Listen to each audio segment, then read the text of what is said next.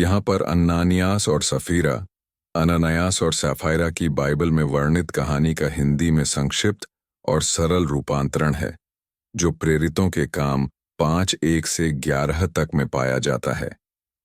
अननानियास और सफीरा की कहानी प्रेरितों के काम 5:1 से 11 के अनुसार। प्राचीन काल में जब प्रभु यीशु मसीह के अनुयायी बढ़ रहे थे, बहुत से लोग अपनी जमीन और संपत्ति बेचकर उसके पैसे प्रेरितों के चरणों में रख देते थे, ताकि हर किसी की जरूरत पूरी हो सके।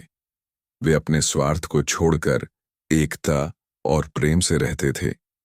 इसी समय एक व्यक्ति था जिसका नाम अननानियास था और उसकी पत्नी का नाम सफीरा।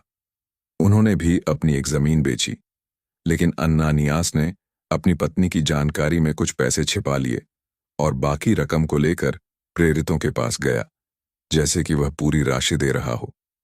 जब वह पैसा लेकर आया तो प्रेरित पतरस ने उससे कहा, अननानियास, शैतान ने तेरे मन में यह बात क्यों डाली कि तू पवित्र आत्मा से झूठ बोले और जमीन की कीमत में से कुछ अपने लिए रख ले। पतरस ने उसे बताया कि जमीन बेचने और उसका पैसा रखने की पूरी स्वतंत्रता थी, लेकिन उसने झूठ बोलकर परमेश्वर को धोखा देने की कोशिश की है। इतना कहते ही अननानियास गिर पड़ा और उसकी मृत्यु हो गई। यह देखकर सभी लोग डर गए। जवानों ने आकर उसका शव उठाया और उसे दफना दिया। करीब 3 घंटे बाद उसकी पत्नी सफीरा आई, जो कुछ नहीं जानती थी कि क्या हुआ है। पतरस ने उससे पूछा, क्या तुम दोनों ने जमीन इतनी ही कीमत में बेची थी? सफीरा ने झूठ बोलते हुए कहा, हाँ, इतनी ही में।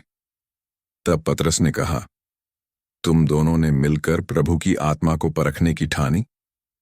देखो, जो लोग तुम्हारे पति को दफना कर आए हैं, वे दरवाजे पर खड़े हैं और तुम्हें भी बाहर ले जाएंगे। तुरंत ही वह भी गिर पड़ी और मर गई। जवान आए, उसे भी उठा ले गए और अपने पति के पास दफना दिया।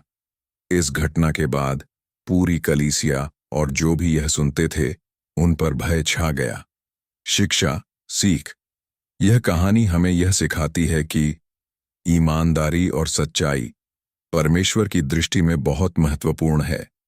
हम इंसानों को धोखा दे सकते हैं, लेकिन परमेश्वर सब कुछ जानता है।